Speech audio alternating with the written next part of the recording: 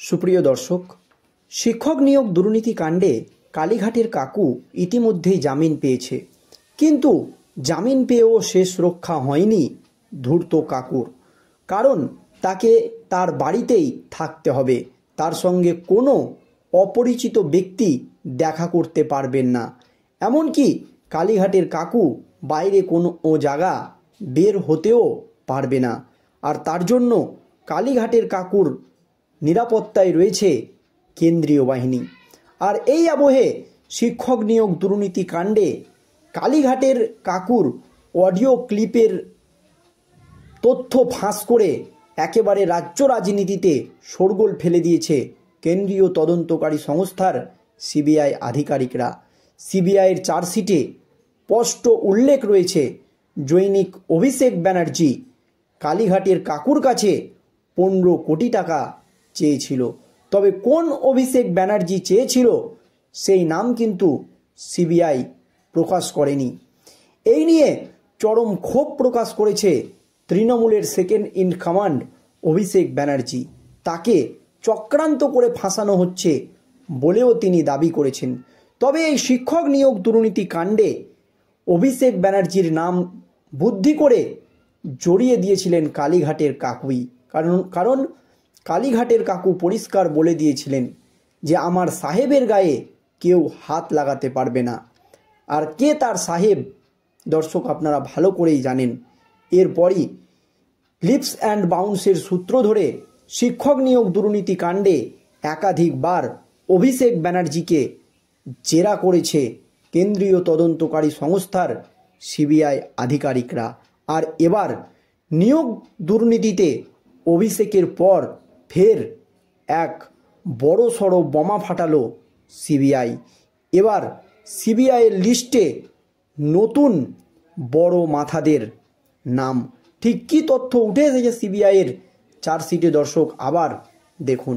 প্রাথমিক শিক্ষক নিয়োগ দুর্নীতির প্রমাণ লোপাটে নিজের এবং এক অনুচরের ইমেল আইডি সুজয় কৃষ্ণ ভদ্র মুছে ফেলেছিল বলে দাবি করেছে সিবিআই। তবে তারপরেও শেষ রক্ষা হয়নি। সিবিআই জানিয়েছে, যে দুজনের কাছ থেকে ওই তালিকা সংক্রান্ত ইমেল গিয়েছিল তাদের সূত্র ধরেই সুজয় কৃষ্ণ ওরফে কালীঘাটের কাকুর যোগসূত্রের খোঁজ মিলেছে। সেই তথ্য চার্জশিটেও পেশ করেছে তদন্তকারী অফিসার। সিবিআই সূত্রের ব্যাখ্যা, ইমেল মুছে ফেলা থেকে স্পষ্ট যে দুর্নীতিতে সুজয় কৃষ্ণ ওতপ্রোতভাবে যুক্ত এবং তদন্ত শুরু হওয়ার পরে প্রমাণ লোপাটের চেষ্টা করেছিল। তাই চার্জশিটে প্রমাণ লোপাট এবং তথ্য প্রযুক্তি আইনের ধারাও যুক্ত করা হয়েছে। তবে অনেকে এও বলছে যে ইমেল আইডি থেকে তালিকা পাঠানো হয়েছিল তা সুজয় কৃষ্ণরই। সেই সংক্রান্ত তথ্য সিবিআইকে কোর্টে পেশ করতে হবে, না হলে অপরাধ প্রমাণ করা যাবে না।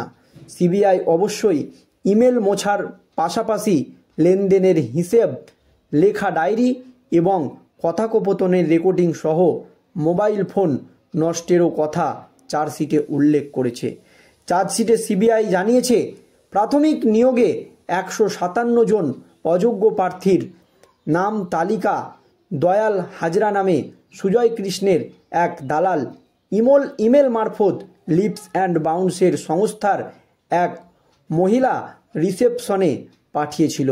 সেই মহিলা ওই তালিকা সুজয় কৃষ্ণের ইমেলে পাঠান। তিনি সেই তালিকা অরবিন্দ রায় বর্মন এবং দীপক বিশ্বাসকে ইমেল করে পাঠান। পরবর্তীকালে সুজয় কৃষ্ণ নিজের এবং নিখিল হাতি নামে তার এক অনুচরের ইমেল আইডি মুছে ফেলেন। সেগুলি পুনরুদ্ধার করা হয়নি। তবে তদন্তকারীরা জানান, অরবিন্দ এবং দীপকের ইমেল তারা পরীক্ষা করতে গিয়ে সুজয় কৃষ্ণের ওই ইমেলের সন্ধান পান এবং কোন উৎস থেকে ওই তালিকা এসেছিল তারও সন্ধান পান সিবিআই আধিকারিকরা। অমিতাভ দত্ত নামে আরেক দালাল 85 জন অযোগ্য প্রার্থীর তালিকা সুজয় কৃষ্ণকে পাঠিয়েছিলেন। সেই সূত্রও তদন্তকারীদের হাতে আছে এবং প্রাথমিক শিক্ষা পর্ষদ থেকে তদন্তকারীরা জেনেছেন যে ওই 242 জন অযোগ্য প্রার্থীর মধ্যে 61 জন ইতিমধ্যেই চাকরি পেয়েছে, তারা চাকরিও করছে। চার্জশিটে সিবিআই আরও লিখেছে যে বিভিন্ন দালালেরা অযোগ্য প্রার্থীদের কাছ থেকে যে টাকা এনে দিত, ডায়েরিতে তার হিসেব লিখে রাখতেন সুজয় কৃষ্ণ ভদ্রের অনুচর নিখিল হাতি। তেমন কিছু ডায়েরি ওই চক্রের দালালদের কাছ থেকে উদ্ধার করা হলেও সুজয় কৃষ্ণের ডায়েরি এখনও পর্যন্ত মেলেনি।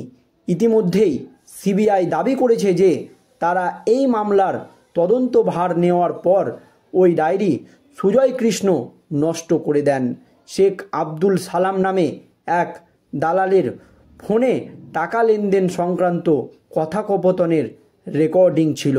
চার্জশিটে তদন্তকারী অফিসাররা দাবি করেছেন যে তদন্ত শুরু হওয়ার পর সালামকে হুমকি দেন সুজয় কৃষ্ণ ওরফে কালীঘাটের কাকু এবং প্রমাণ লোপাটের জন্য সেই ফোনটিকে নষ্ট করে দেওয়ার চাপ দেন কালীঘাটের কাকু। আর এই নিয়ে রাজ্য রাজনীতিতে একেবারে নতুন করে জোর জল্পনা তৈরি হয়েছে। কালীঘাটের কাকুর কাছেই এই সমস্ত লোকগুলোর মাধ্যমে টাকা পৌঁছে যেত এবং সেই টাকায় পৌঁছে যেত লিপস অ্যান্ড বাউন্সে। আর এই আবহে এই নিয়ে কেন্দ্রীয় তদন্তকারী সংস্থার সিবিআই আধিকারিকরা দাবি করেছে যে সুজয় কৃষ্ণ ভদ্র ওরফে কালীঘাটের কাকুর কাছে 15 কোটি টাকা দাবি করেছিল অভিষেক ব্যানার্জি, জৈনিক অভিষেক ব্যানার্জি। কিন্তু কে সেই অভিষেক ব্যানার্জি এটা কিন্তু চার্জশিটে উল্লেখ করেনি কেন্দ্রীয় তদন্তকারী সংস্থার সিবিআই আধিকারিকরা। এই নিয়ে সাধারণ মানুষ থেকে শুরু করে বাংলার শুভবুদ্ধি সম্পূর্ণ মানুষরা সিবিআইয়ের ওপরেও ক্ষোভ উগড়ে দিয়েছে। বলছে শুভেন্দু অধিকারী ভাই দিব্যেন্দু অধিকারীর নাম যেমন প্রকাশ করতে পেরেছে, আইপিএস অফিসারের নাম প্রকাশ করতে পেরেছে, তেমনভাবে কেন কে সেই অভিষেক ব্যানার্জি, তার পরিচয়পত্র কেন সিবিআই দিল না? এই নিয়ে কিন্তু সিবিআইয়ের ভূমিকা প্রশ্নের মুখে পড়েছে।